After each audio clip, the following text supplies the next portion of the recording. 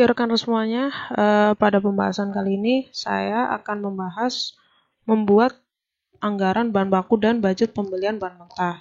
Ini sebagai materi baru kita. Oke, di sini ada contohnya adalah anggaran kebutuhan bahan baku dari PT GM. Di sini ada produk atau waktu, ada rencana produksi, notasinya A, ada bahan baku ada 2, bahan B dan bahan C.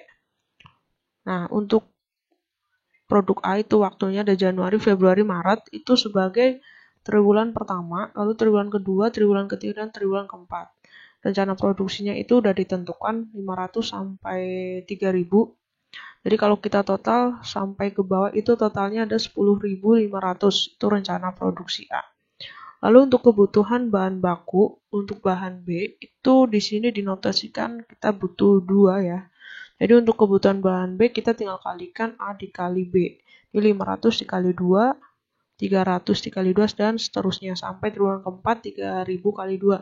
Di 6000 lalu kita jumlahkan dari Januari sampai triwulan keempat.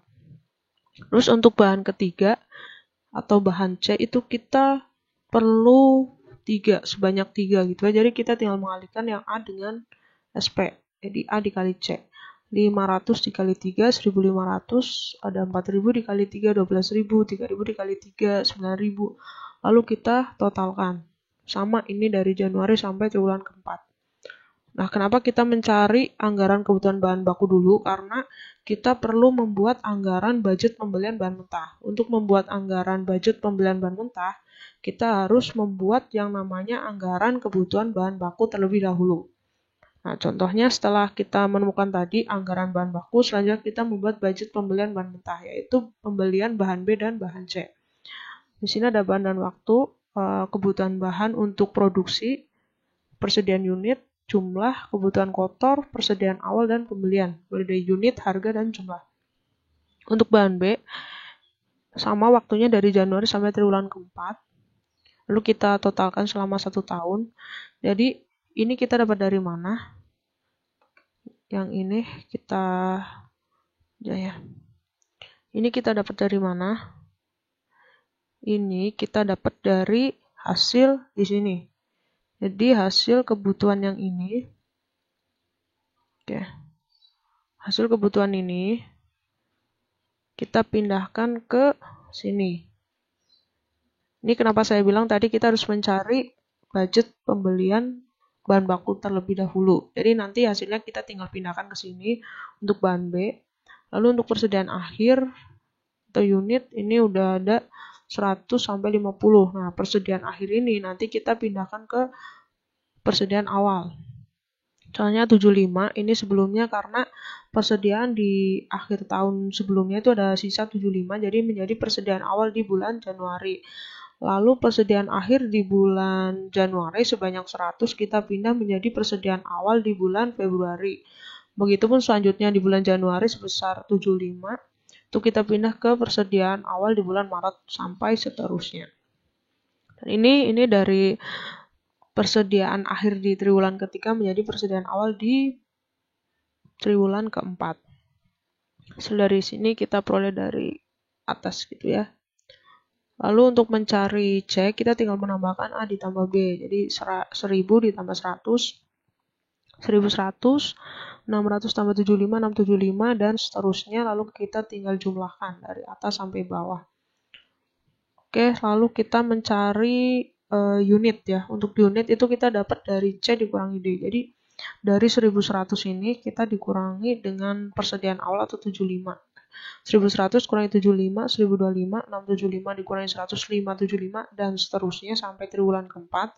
Lalu kita tambahkan hasil dari unit bulan Januari sampai triwulan keempat.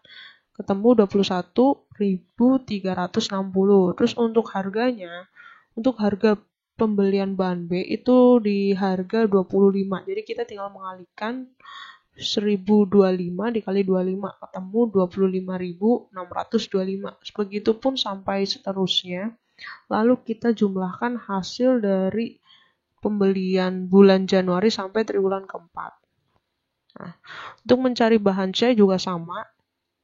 Untuk ini, yang ini kita juga dapat dari yang sebelumnya, yaitu dari bahan C, kebutuhan bahan C, yaitu mulai dari 1.500 sampai 31.000 ini kita pindah ke sini sama. Terus untuk persediaan akhir juga sama ya.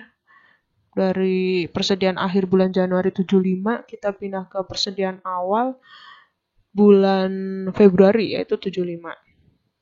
Terus untuk jumlah kebutuhan kotor ini juga tinggal kita tambah 1.500 tambah 75 sampai seterusnya, lalu kita jumlah. Ini juga sama, C dikurangi D berarti 1.575 dikurangi 115. Ketemu 1.460 sampai seterusnya, sampai triwulan keempat, lalu kita totalkan. Nah, untuk pembelian harga bahan C itu sebesar 50. Jadi kita tinggal ngali 1.460 dikali 50 ketemu 73.000 sampai seterusnya, lalu kita totalkan. Nah, selanjutnya saya ingin mengajak kalian menghitung anggaran bahan baku dengan Microsoft Excel. Jadi kenapa kita memakai Microsoft Excel? Karena kalau kita menghitung anggaran bahan baku dengan Microsoft Excel itu jauh lebih mudah dan lebih cepat. Bagaimana metodenya? Kalian silakan dipahami dari video tutorial menghitung anggaran bahan baku dengan Microsoft Excel. Di sini contohnya hanya saya kasih contoh untuk penghitungan anggaran bahan baku. Untuk budget pembelian bahan mentah saya akan kasih tahu di next kesempatan.